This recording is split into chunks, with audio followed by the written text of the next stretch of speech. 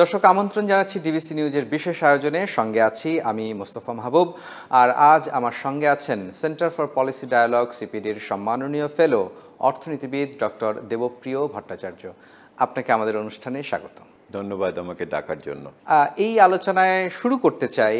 আপনি জানেন যে অন্তর্বর্তী সরকারের 1 বছর পূর্ণ হলো। এই 1 বছর সম্পর্কে যদি আপনার কাছে মূল্যায়ন জানতে চাই, বিশেষ করে আর্থিক খাতে অর্থ বাণিজ্যের বিষয়ে একটু আপনার মূল্যায়ন দিয়েই আলোচনাটা শুরু করতে চাই। পিছন ফিরে তাকালে আমাদের স্মরণ করতে হবে যে বিগত সরকারের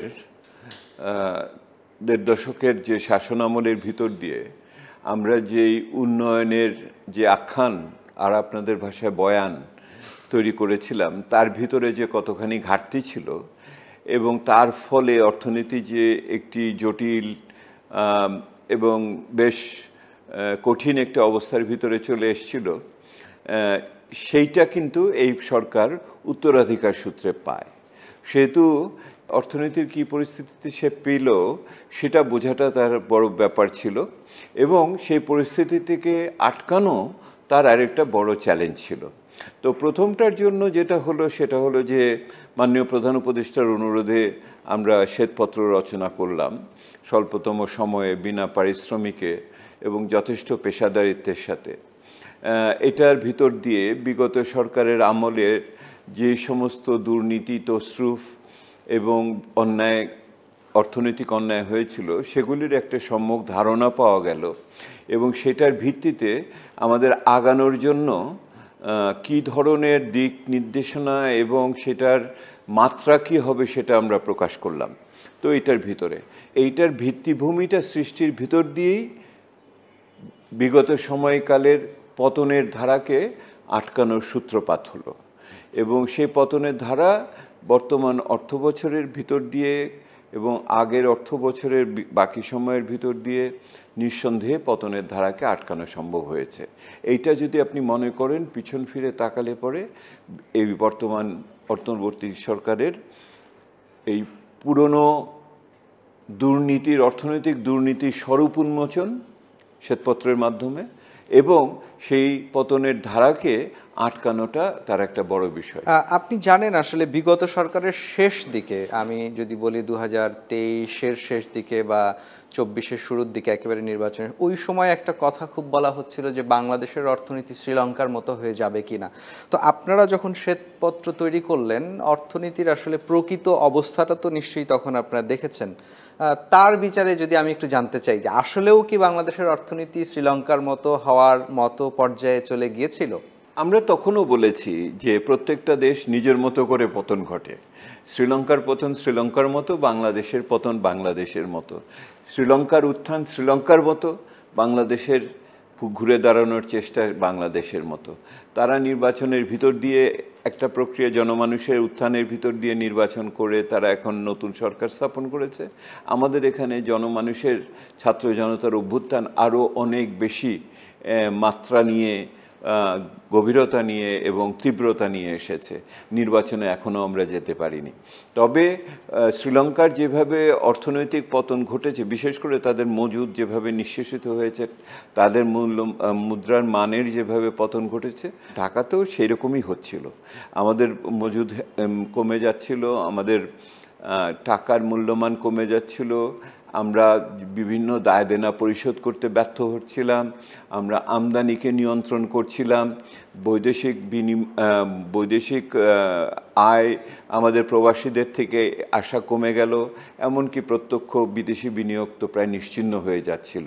সেহেতু আপনি যদি বাহ্যিক কাঠামোটা দেখেন, কাঠামোটা দেখেন আয় লেনদেনের, তাহলে আমাদের আর শ্রীলঙ্কার পরিচিতি প্রায় একই রকম। কিন্তু প্রত্যেকটা দেশের প্রচেষ্টা ভিন্ন রকম। আমরা দুই দেশই IMF-এর কর্মসূচিতে ঢুকেছিলাম, কিন্তু শ্রীলঙ্কা যত দ্রুততার সাথে আবার ফিরে গেছে, তারা যেভাবে মূল্যস্ফীতি নিয়ন্ত্রণ করতে পেরেছে, তাদের কেন্দ্রীয় ব্যাংক যতখানি দক্ষতার সাথে কার্যকরভাবে মুদ্রানীতি কার্যক্রম করেছে, তাদের আর্থিক খাতের সাথে মুদ্রানীতির সমন্বয় যেভাবে ভালোভাবে হয়েছে, এবং সবচেয়ে বড় কথা তাদের ব্যাপক জনসংখ্যা এই পরবর্তী সময়ে বিদেশে যেতে পেরেছে এবং সেটার সাথে রেমিটেন্স আয়কে যুক্ত করতে পেরেছে।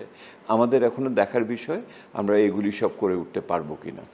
নিশ্চয়ই এই সরকার আসার পরপরই আপনি যেমনটা বলছিলেন যে শ্বেতপত্র আপনারা করেছেন, কিভাবে এই অনাচারগুলো হয়েছে অর্থনীতিতে সেগুলো আপনারা তুলে ধরেছেন, তার সঙ্গে সঙ্গে তো কিছু সুপারিশও করেছিলেন। এই এক বছরে আসলে সেই সুপারিশগুলো কতটুকু গুরুত্বের সঙ্গে নেওয়া হয়েছে বা বাস্তবায়ন হয়েছে বলে আপনার মনে হয়? যতখানি আমরা প্রত্যাশা করেছিলাম অতখানি তো হয়নি, এটা এখন আর কোনো গোপন ব্যাপার না। এটার আমরা যারা এটার লেখক হিসেবে বা প্রস্তুতকর্তা হিসেবে ছিলাম তারাও বলেছি, অনেক ক্ষেত্রে সরকারের উপদেষ্টারাও স্বীকার করেছেন। আর এছাড়া জনপরিসরে এটা নিয়ে যথেষ্ট আলোচনা আছে, কারণ হলো অনেক আগ্রহ ছিল এই দলিলটা সম্বন্ধে। তো দলিলটা এখন ইতিহাসের রেফারেন্স হিসেবে, আকর গ্রন্থ হিসেবে নিঃসন্দেহে থেকে যাবে, এবং যে কোনো আপনার স্বৈরাচারী সরকারের অর্থনীতি কীরকম হয় তার চরিত্র উন্মোচন করার জন্য এটা সর্বদাই পাঠ্য হিসেবে থাকবে বলে আমি মনে করি। তবে বর্তমান সরকারের একটা বড় সমস্যা যেটা হয়েছে যে তারা শ্বেতপত্র এবং অন্যান্য টাস্কফোর্স এবং কর্মসূচি থেকে যেগুলি নিয়েছেন খুব যে বেশি বাস্তবায়ন করতে পেরেছেন, কেন করতে পারেননি সেটা আমি পরে আলাপ করব। যেটুকু করেছেন সেটুকু ভালো করে ওনারা প্রকাশ করতে পারেননি। ওনাদের সেই অর্থে কৌশলগত কমিউনিকেশন বা যোগাযোগ বা জনসংযোগ খুবই দুর্বল। আমি সুযোগ নিয়ে বলি, মাননীয় প্রধান উপদেষ্টা যে বক্তৃতাটা করেছেন এক বছরের উত্তর, যে বক্তৃতা, ওই বক্তৃতাটা বাংলাদেশে সাম্প্রতিককালে অর্থনীতির যেই উন্নতি বা স্থিতিশীলতা ফিরে এসেছে এবং একই সাথে যে সমস্ত বিচ্ছিন্নভাবে হলো আরও বিনিয়োগ হয়েছে বা সংস্কার হয়েছে, এগুলি উনি যথাযথভাবে নিজের কথাটাও উনি নিজের মতো করে বলতে পারেননি। এবং যারা ওনাকে এই বক্তৃতা লিখে দিতে সাহায্য করেছেন তারা ওনার প্রতি ন্যায্যতা করেননি, ন্যায় করেননি। আরও ভালো বক্তৃতা হতে পারত, কারণ এর চেয়ে অনেক বেশি হয়েছে বলে আমরা মনে করি, যেটুকু প্রধান উপদেষ্টা বিচ্ছিন্নভাবে বলেছে এবং ওখানে তথ্যগত বিভিন্ন বিভ্রান্তিও রয়ে গেছে। কিন্তু আমি যেটা বলতে চাচ্ছি, বর্তমান সরকারের সবচেয়ে বড় দিকটা হলো যে স্থিতিশীলতা ফিরিয়ে আনার ক্ষেত্রে একটা মনোভঙ্গিকে ওনারা আস্থার সাথে স্থাপন করতে পেরেছেন। এটা মূল্যস্ফীতি নিয়ন্ত্রণের কথা বলেন, খাদ্য নিরাপত্তার কথা যদি বলেন, যদি আপনার বৈদেশিক লেনদেনের ভারসাম্যর কথা বলেন, বৈদেশিক মুদ্রার মজুদের কথা বলেন, এতগুলো 5-6 বিলিয়ন ডলারের জমে থাকা অপরিশোধিত দেনা, সেগুলিকে শোধ করে আবার জ্বালানি আমদানি করার কথা বলেন, এগুলি ওনারা করতে পেরেছেন, এই ব্যাপারে কোনো সন্দেহ নেই।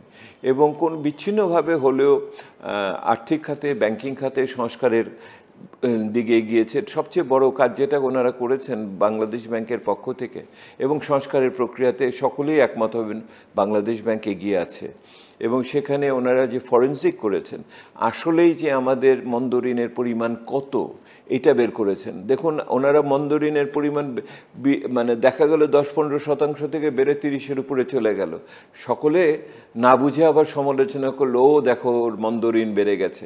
আসলে যে ওইটা যে লুকানো ছিল, ওটাকে যে উন্মোচন করা হয়েছে, এই কৃতিত্বটা ওনাদেরকে অনেককে দেয় নেই আর কি। কিন্তু ব্যাংকিং খাতে বড় সমস্যা রয়ে গেছে, সেটা হলো এখনও 7-8টার 10টা ব্যাংক এগুলি আর সচ্ছল নেই। এগুলির ব্যাপারে অধিগ্রহণ থামাতে চাই, আপনার কথা থেকে একটু বলতে চাই যে আপনি যে সাফল্যগুলোর কথা বলছিলেন, আমরা আবার সরকারের দায়িত্বশীল উপদেষ্টাদের কাছ থেকেই শুনি যে বিশ্লেষকদের অন্তর্দৃষ্টির অভাব রয়েছে, যে কারণে তারা সরকারের ভালো দিকগুলো তুলে ধরতে পারে না। কিন্তু আপনার বক্তব্য থেকে যদি আমি নিই, তাহলে সরকারেরও তো ব্যর্থতা আছে যে সে তার নিজের অর্জনগুলোকেও আসলে জনগণের কাছে সহজভাবে তুলে ধরতে পারছে না।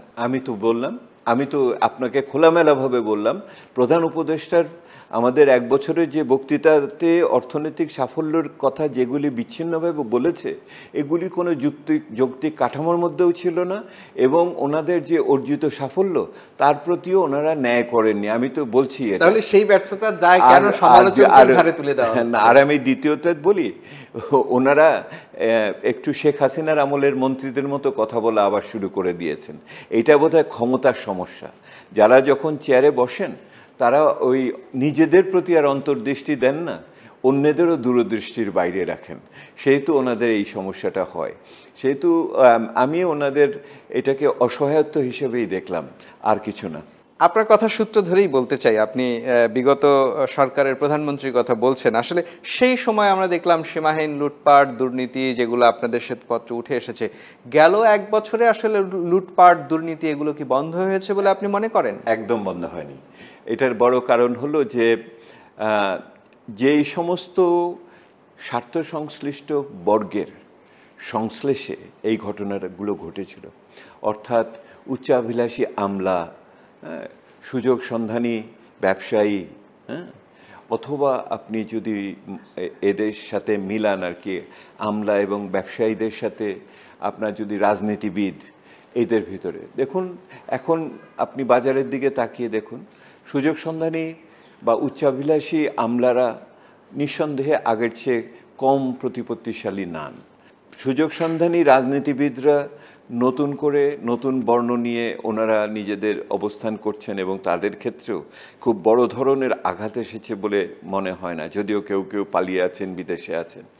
আর যদি আপনি বলেন রাজনীতিবিদদের কথা, তো এখন তো, আগে তো ছিল শুধু পুরনো রাজনীতিবিদরা, এখন তো নতুন রাজনীতিবিদরা এর সাথে যুক্ত হয়েছে, এবং তারা যুক্ত হওয়াতে মানে ব্যাকরণের তো কোনো পরিবর্তন হয়নি, যার ফলে আমরা জনগণরা তো একই ভাষায় এইটাতে মুখোমুখি হচ্ছি বলে আমার কাছে মনে হয়।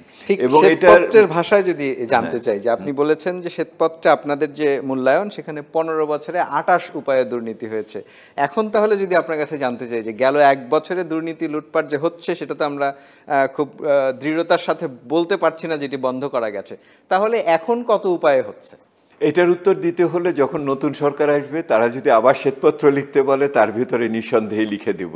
কিন্তু চলমান দুর্নীতির ধারা কোনোগুলো একটু বেগবান হয়েছে, কোনোগুলো একটু ক্ষয়প্রাপ্ত হয়েছে। যেমন আমি বলি, কোন জায়গাতে দুর্নীতি আগের চেয়ে কম হচ্ছে, সেটা হলো সরকারি ব্যয়ের ক্ষেত্রে। সরকারি ব্যয়ের ক্ষেত্রে দুর্নীতি কম হচ্ছে একাধিক কারণে। প্রথমত, ব্যয় আগের চেয়ে কমে গেছে। টাকা যদি কম চালানো হয়, সংকুলান হয়, সঞ্চালন কম হয়, তো চুরির সুযোগও কমে যায়, এটা একটা বড় কারণ। দ্বিতীয়ত, একটা ধাক্কা লেগেছিল, এই ধাক্কাতে এখনো লোকে কাটিয়ে উঠতে পারেনি, আমলারা, ঠিকাদাররা, এবং সেই অর্থে যারা অন্যান্য অংশীজন এটার ভিতরে যুক্তর ভিতরে আছে, মানে নতুন চক্র গড়ে উঠতে পারেনি এখনো তারা ওই থমকে থাকার ভাব থেকে পুরোটা বেরোতে পারেনি। আর তৃতীয়ত যেটা হয়েছে, সেটা হলো যে সরকার কিছু কিছু ক্ষেত্রে নিঃসন্দেহে আপনার কিছু মানে সামঞ্জস্য বিধান করার চেষ্টা করেছে। যেমন বড় বড় প্রকল্পগুলোর অতি অর্থায়ন যদি হয়ে থাকে, সেগুলিকে কমানোর চেষ্টা করেছে। আজে বাজে প্রকল্প কিছু বন্ধ করার চেষ্টা করেছে। মেগা প্রকল্পগুলোকে কিছু কিছু পুনর্মূল্যায়ন হচ্ছে, সেহেতু সরকারি পদ্ধতিতেও এই কিছু কিছু এটা হয়েছে। টাকাই যেহেতু কম, সরকার খরচ কম করছে, সেহেতু দুর্নীতিও আগের চেয়ে কম হচ্ছে সেইটা হিসেবে, এবং দেশের ভিতর থেকে টাকা বাইরে যাওয়ার সুযোগ আগের চেয়ে কমেছে।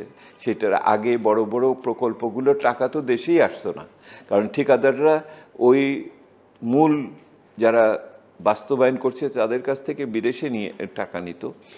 মানে ঠিক ওই জায়গায় যদি আসলে পাচারের অর্থেই যদি জিজ্ঞেস করতে চাই আপনার কাছে, দুর্নীতি তো হচ্ছে, অর্থাৎ কালো টাকা সৃষ্টি হচ্ছে, সেই টাকা কি তাহলে এখনো পাচার হচ্ছে? কারণ আমরা শুরুতেই যেমন বলেছিলাম যে পাচার বন্ধ হয়েছে, কিন্তু এখন আবার আপনি যদি রেমিটেন্সের ফ্লোটাও দেখেন, সেখানেও কিন্তু কিছুটা কমেছে।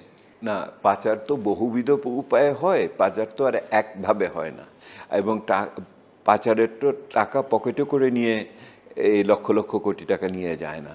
এটা নিঃসন্দেহে 3 হাত ঘুরে, 2 হাত ঘুরে, 4 হাত ঘুরে, কোনো কোনো সময় সেবা থেকে পণ্যে, পণ্য থেকে সেবা, বিভিন্ন পদ্ধতিতে এটা হয়ে থাকে। এবং এটা এমনও না যে এক দেশ থেকে আরেক দেশে যায়, এটা তৃতীয় দেশ, চতুর্থ দেশ ঘুরেও এটার ভিতরে যায়। এটা একটা জটিল প্রক্রিয়ার ভিতরে আছে। আমরা দেখেছি যে এর আগে সবচেয়ে বেশি আপনার টাকা বিদেশে গেছে, এটা হলো বাণিজ্য ভিত্তিক ওভার ইনভয়েসিংয়ের মাধ্যমে। এবং এইটাতে হলো যে আপনি যে আমদানি করেছেন 10 টাকার জিনিস, দেখিয়েছেন 20 টাকা, এবং যার ফলে 20 টাকা ওখানে পাঠিয়েছেন, তার ভিতরে 10 টাকার জিনিস এসছে আর 10 টাকা আপনার পকেটে গেছে ওখানে। এই ওভার ইনভয়েসিংয়ের তরিকাটাই সবচেয়ে বড় তরিকা। আর দ্বিতীয় যেটা আপনার এখানে সাথে হয়েছে সেটা হলো আপনি রপ্তানি করেছেন কিন্তু টাকা দেশে পুরোটা আসেনি। এটাও বাণিজ্য ভিত্তিক আর কি। আরেকটা বড় যেটা ছিল প্রকল্প, আপনি 10 টাকার প্রকল্পকে 100 টাকা বানিয়েছেন, আপনাকে 40 টাকা হয়তো কানাডা বা মালয়েশিয়াতে আপনাকে দিয়ে দিয়েছে। ওই টাকা দেশেই ঢোকে নেয়, এটা দেশের থেকেও বের হয় না, ওই টাকা দেশেই ঢোকে নেয়। এইরকম আপনার অন্যান্য বিভিন্ন জিনিস আছে। আর আছে যে আপনি আমদানির ক্ষেত্রে বা কনসালটেন্সির ক্ষেত্রে বা অন্যান্য আপনি বাড়িয়ে টাড়িয়ে বলেছেন ইত্যাদি। এই সমস্ত ঘটনা আমি আগেও বলছি, এখনও যে ঘটছে না তা না, কিন্তু যত এটার সাথে যেটা আপনাকে যুক্ত করে দেখতে হবে, এটি আপনাকে একটা বড় মূল্যায়নে আসি বর্তমান সরকারের। এই সরকারের সময়কালে স্থিতিশীলতা ফিরে এসেছে, কিছুটা স্বস্তি এসেছে, কিন্তু অর্থনীতি আবার নতুন ভিত্তির উপর ঘুরে দাঁড়িয়েছে এটা বলতে পারবো না। যদি অর্থনীতি ঘুরে দাঁড়াতো তাহলে যে অর্থটি উদ্বৃত্তটি এখন আছে দেশের ভিতরে, যদি সে বিনিয়োগের সুযোগ খুঁজে পেত তাহলেও কিন্তু সে বাইরে যেত না। কারণ বাইরেও অর্থনৈতিক পরিস্থিতি যে খুব বিরাট একটা মানে চাঞ্চল্যকর তা না।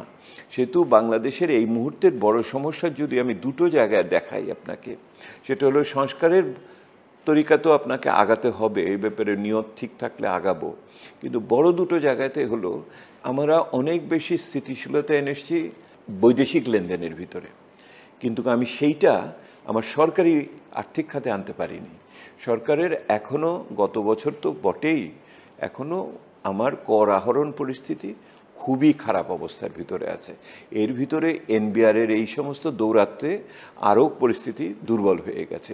যেহেতু সরকারের যদি 1 নম্বর দুর্বলতার জায়গা আপনি সংস্কার ইত্যাদি মিনে বলেন, সেটা হলো তো তার সম্পদ সংগ্রহে ব্যর্থতা, এবং এই ক্ষেত্রে শৃঙ্খলা ফিরে নিয়ে আসা, একটা নতুন উদ্দীপনা সৃষ্টি করা, যে লোকজনকে আরও বেশি করে কর দেওয়ার ক্ষেত্রে উৎসাহিত করা। কর দেওয়ার উৎসাহের সাথে যুক্ত আছে সরকারের ব্যয় করার ক্ষমতা, এবং সেটা গুণমান সম্পর্কনো হচ্ছে, এবং একই সাথে জবাবদিহিতা।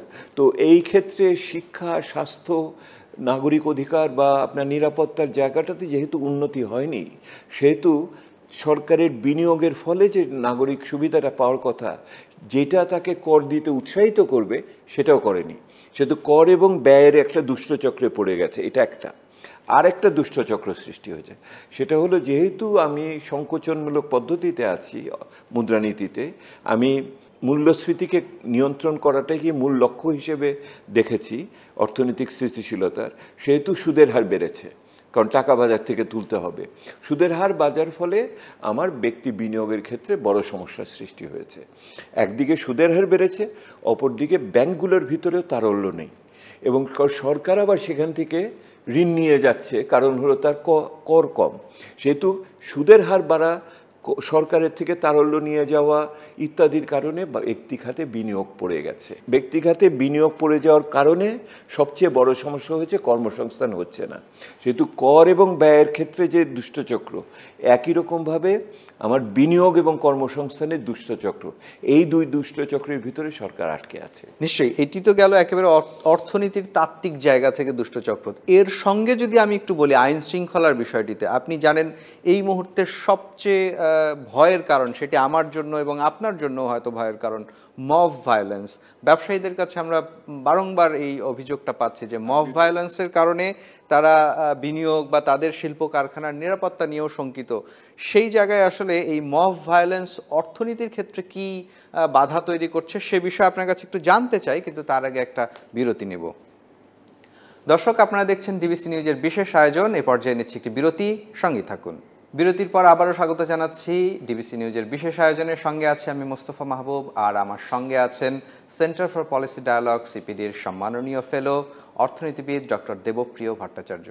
বিরতিতে যাওয়ার আগে যেমনটা বলছিলাম যে মানে অর্থনীতির তাত্ত্বিক দিক থেকে তো সরকার বিপদে আছে বা দুষ্টচক্রে আছে, সেটা আমরা বুঝলাম, কিন্তু আইন শৃঙ্খলার ক্ষেত্রেও তো এটি একটি বড় সংকট, যেটি মব ভায়োলেন্স।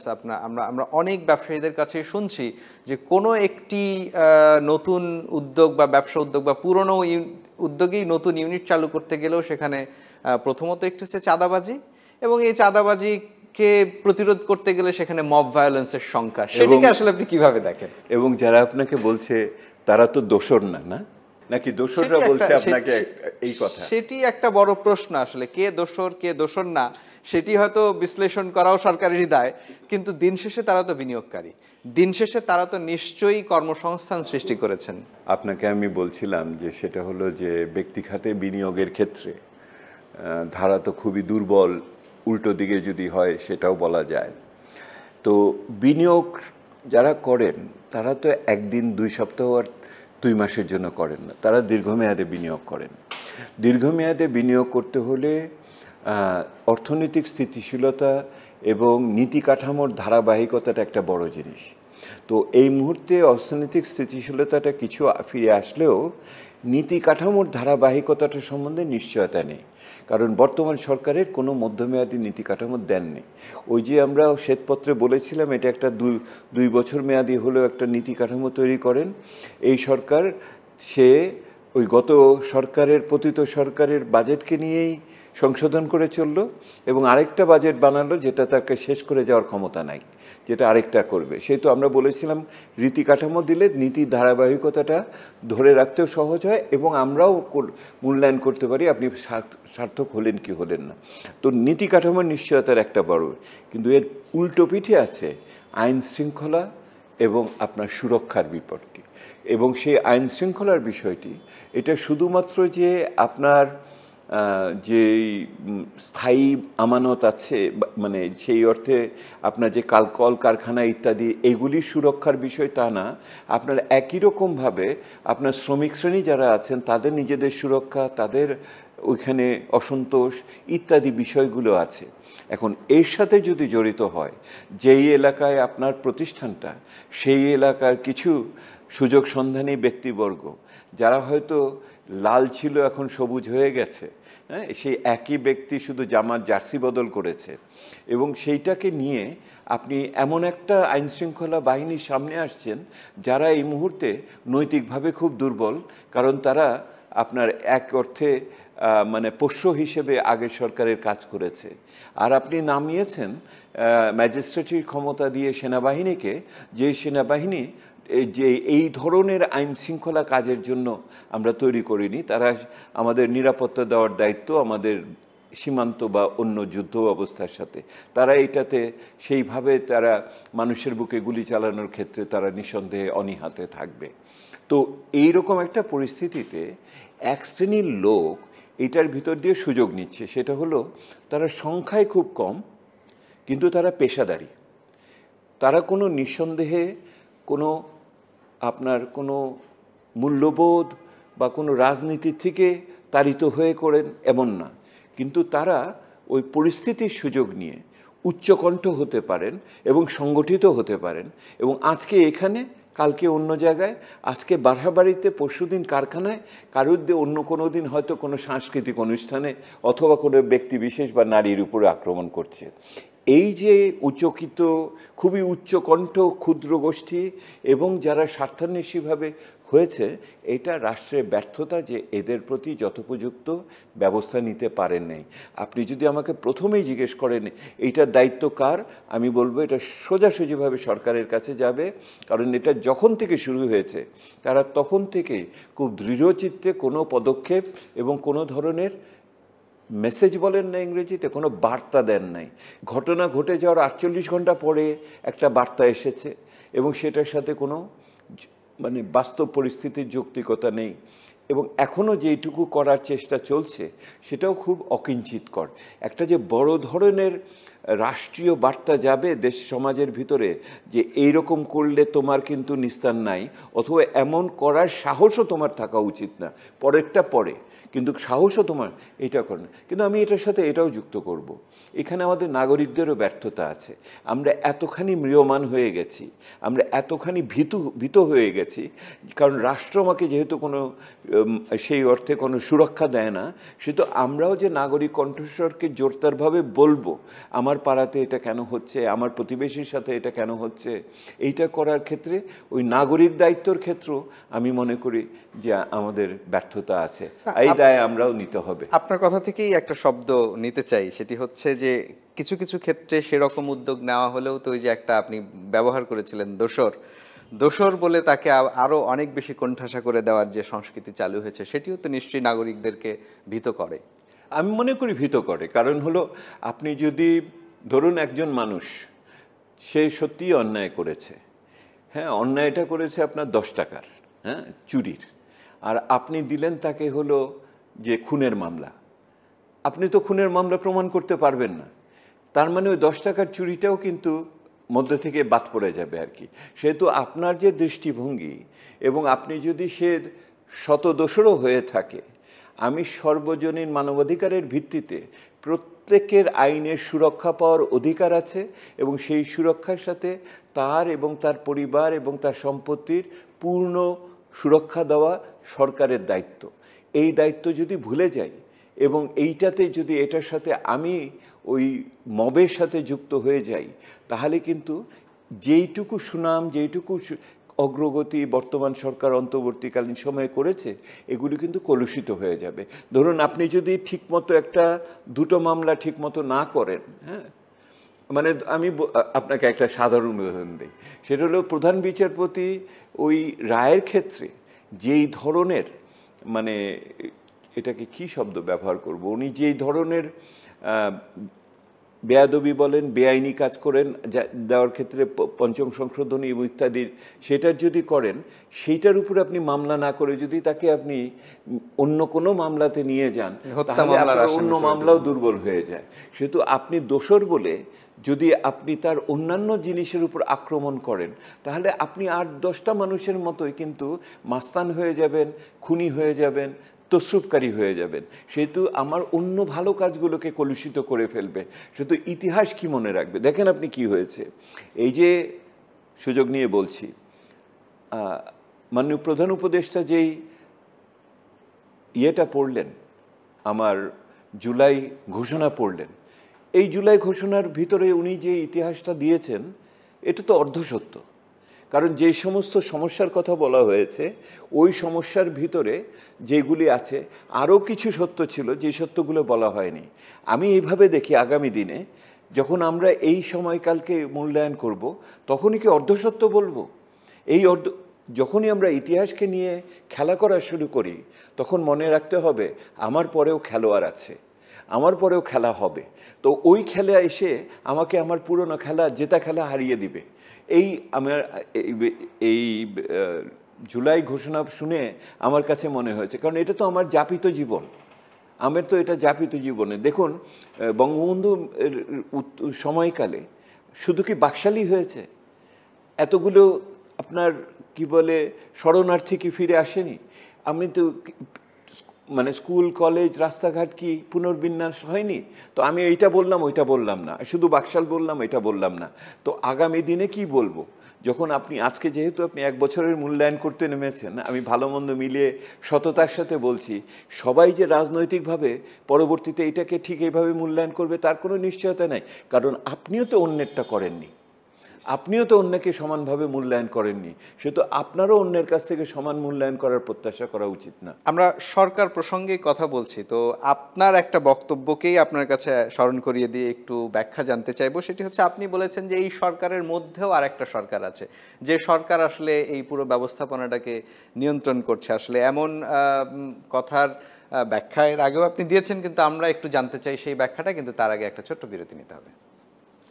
দর্শক, আপনারা দেখছেন ডিবিসি নিউজের বিশেষ আয়োজন। এ পর্যায়ে নেব একটি বিরতি, সঙ্গেই থাকুন।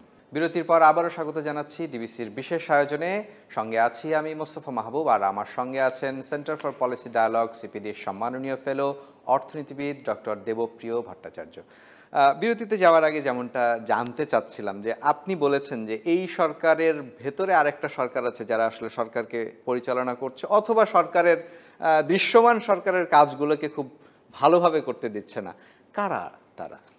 দেখুন, আমি এই কথা বলার পর আমাদের আইন উপদেষ্টা একটা মন্তব্য করেছেন। উনি বলেছেন, উনি স্বীকার করেছেন যে সরকারের ভিতরে সরকার আছে। উনি বলেছেন স্বাভাবিকভাবে একটা কিচেন ক্যাবিনেট থাকে, একটা রান্নাঘরের ক্যাবিনেট থাকে, কিচেন ক্যাবিনেট করে উনি বলেছেন যে এটা তার মানে এই না যে বাইরের লোক। দেখুন, কিচেন ক্যাবিনেট শব্দ আমি ওনার সাথে একমত, কিচেন ক্যাবিনেট আছে। তো কিচেন ক্যাবিনেট বলতে কি বোঝায়? কিচেনে কারা থাকে? আপনি যখন ঘরে ফেরেন তখন তো আপনার রান্নাঘরে তো আর বাইরের লোক থাকে না, আপনার নিজের কাছের লোকেরা থাকে। তো ওই যারা আপনার ঘরে আসে, অন্দরমহলে যেতে পারে এবং আপনার সাথে রান্নাঘরে থাকতে পারে, এটা আত্মীয় স্বজন, ব্যবসা, বন্ধু বান্ধব ইত্যাদি। সেহেতু মাননীয় আইন উপদেষ্টা কিন্তু স্বীকার করে নিয়েছেন। ওনার চেয়ে বেশি জ্ঞানী তো আর আমি না। সেহেতু উনি যখন বলেছেন আমার আর তো কিছু বলার নাই। না, কিন্তু আপনি কোন এটা পরিপ্রেক্ষিতে আসলে এটা বললেন? আমি এটা বলেছি যে সরকার যে বিভিন্ন ধরনের নীতি নেয় এবং সেই নীতিতে যখন ধারাবাহিকতা থাকে না, আমরা দেখি যে আগের দিন যদি অন্য কেউ বড়ভাবে বলে, তাহলে অথবা ফেসবুকে কিছু লেখে, অথবা কেউ যদি সেই অর্থে ব্লগ করে, তাহলে সেইগুলির প্রতিক্রিয়া হিসেবে ওনারা কারো কারো নির্দিষ্ট ব্যক্তির কথাগুলোকে ওনারা গুরুত্ব সহকারে নিয়ে ওগুলিকে পালন করেন। এটা দেখি, আমরা দেখি যে যে মানুষগুলোর সম্বন্ধে কেউ কেউ বলেন যে ওনারা গুরুত্বপূর্ণ ইত্যাদি, সেহেতু সরকারের বাইরেও একটা সমর্থক গোষ্ঠী আছে দেশে এবং বিদেশে, যারা তাদের পরামর্শ, মতামত অথবা তাদের দাবির মুখে বর্তমান সরকার বিভিন্ন সিদ্ধান্ত নিয়েছে এবং বিভিন্ন লোকজনকে নিয়োগ দিয়েছে। এটা এখন প্রকাশ্য, এইটার ভিতরে আমার মনে হয় না খুব এই দিক ওদিক আছে। এইটার ভিতরে আমরা দেখেছি। আমরা এই আলোচনাটা শেষ করব, কিন্তু শেষ করার আগে একটা বিষয় একটু জানতে চাই। যে অবস্থার পরিপ্রেক্ষিতে আসলে 1 বছর আগে এই সরকারটি এসেছিল এবং এই সরকারের কাছে গণমানুষের যে প্রত্যাশা ছিল যে আমূল একটি পরিবর্তন, কোন পরিবর্তন? পদ্ধতিগত পরিবর্তন। কিন্তু আমরা এখন দেখছি যে সরকার তার অর্জনগুলোকে, একটা গতানুগতিক সরকার যেভাবে যে বিষয়গুলো অর্জন করতে চান সেগুলোকেই খুব বড় করে দেখাতে চান। বিভিন্ন সময় দায়িত্বশীলরা তার প্রেক্ষিতে আসলে সমালোচনা করেন সমালোচকদের। আপনার কি মনে হয় যে যে স্পিরিট নিয়ে আসলে সরকার ক্ষমতায় এসেছিল সেই পদ্ধতিগত পরিবর্তনের খুব কাছাকাছিও আমরা যেতে পেরেছি? না, একটা তো পদ্ধতি সরকার বড়ভাবে পরিবর্তন করেছে, সেটা হলো যে একটা স্বৈরাচারী সরকারকে বদল করেছে। সেইটার অনুষঙ্গ হিসেবে ওনারা এসেছেন। ওনারা হয়তো বদলে হয়তো বড় ভূমিকা রাখেননি, ছাত্র জনতা রেখেছে, আমাদের পেশাজীবীরা, নাগরিক সমাজ এটাতে ভূমিকা রেখেছে, কিন্তু একটা তো বড় পরিবর্তন আমরা সেটা করি। এই যে পরিবর্তন নিয়ে পরিবর্তনিত আকাঙ্ক্ষা, এইটি আমার কাছে একটা বড় অর্জন হিসেবে আমি দেখি আর কি। আমাদের মানুষের যে ইতিবাচক পরিবর্তনের আকাঙ্ক্ষার যে সোচ্চার প্রকাশ, এটিকে আমি বড়ভাবে দেখি। কিন্তু অন্য সমস্যাটা যেটা হয়েছে সেটা হলো এই প্রত্যাশাকে ধারণ করার জন্য, যে মানে ধারণ করার জন্য যে কাঠামো লাগে, সেই কাঠামোটা তো ওনার ছিল না। একেবারে খুব সংক্ষেপেই যদি মানে সারমর্মে যদি জানতে চাই যে ওই রকম পরিস্থিতি যদি তৈরি না হয়, সেই রকম কাঠামোগত সংস্কার সেটিকে আসলে সরকার করতে মানে পেরেছে। জ্যান্ত মানুষগুলো একটা জীবনহীন কিছু পুস্তিকা এবং নিয়ম নীতির উপরে আস্থা রাখতে চায়, এটা আমার কাছে আশ্চর্য লাগে। কারণ হলো, আপনি সবচেয়ে ভালো গঠনতন্ত্র, শাসনতন্ত্র যদি তৈরি করে দেন, আমরা করেছিলাম না, আমরা তত্ত্বাবধায়ক সরকার, তো তত্ত্বাবধায়ক সরকার তো সবচেয়ে ভালো পদ্ধতি ছিল, চলে গেল কেন? নষ্ট করলো কে? নষ্ট করেছে তো রাজনীতির লোকেরা, আর করেছি আমরা নাগরিকরা, এটাকে আটকাতে পারি নাই। সেহেতু আপনি যত বড়ই কাঠামো তৈরি করেন না কেন সুরক্ষা দিয়ে, নাটবল্টু দিয়ে, ওই নাটবল্টু খোলার লোকও তো আছে, এবং এই খোলার লোকরা হলেন রাজনীতিবিদরা। এই খোলার লোকটা হলেন এই সরকার, মানে রাষ্ট্রযন্ত্রকে রক্ষা করার যে আমলা এবং সেনাবাহিনী, পুলিশ, এবং এর রক্ষক হলো নাগরিকরা। আমরা নাগরিকরা যদি রক্ষা করতে না পারি, আর রাজনীতিবিদরা যদি নিজেদের বিনা নির্বাচনে ক্ষমতায় থাকতে চায় এবং তার সাথে যদি সুবিধাভোগী হতে চায় রাষ্ট্রযন্ত্রের সহায়ক গোষ্ঠী, তাহলে এই কপাল, দুর্দশার কপাল আমাদের হবে। আপনি সবচেয়ে সোনার সংবিধানও যদি আমার ঐক্য কমিশন লিখে দেয়, এটার কেউ গ্যারান্টি দিতে পারবে না। যদি রাজনীতি ঠিক না থাকে, যদি রাষ্ট্রযন্ত্রের ভিতরে পরিচালনা ঠিক না থাকে, এবং আমাদের মতো নাগরিকরা যদি এইটার সাথে সর্বদা রক্ষকের ভূমিকায় সোচ্চার হিসেবে না থাকে, সেহেতু আমি মনে করি দায়িত্ব এড়ানোর কোনো সুযোগ নাই, যে একটা বই লিখে দিব আর তারপর দেশে সোনার নহর বয়ে যাবে। নিশ্চয়ই সবার পরিবর্তনের মধ্য দিয়েই আসলে সেই কাঙ্ক্ষিত পরিবর্তন আসবে। না, আমি সবার পরিবর্তনের কথা বলি নাই। আমি মনে করি কিছু লোকের পরিবর্তনের প্রয়োজনটা অন্য অনেকের পরিবর্তনের চেয়ে বেশি প্রয়োজন। রাজনীতিবিদ, রাষ্ট্রযন্ত্রের লোকেরা এবং সচেতন নাগরিক সমাজ। আমাদেরকে সময় দিয়েছেন, এজন্য আপনাকে অসংখ্য ধন্যবাদ। দর্শক, আজকের মতো বিদায় নিচ্ছি বিশেষ এই আয়োজন থেকে। ডিবিসি নিউজের সঙ্গেই থাকুন 24 ঘন্টা।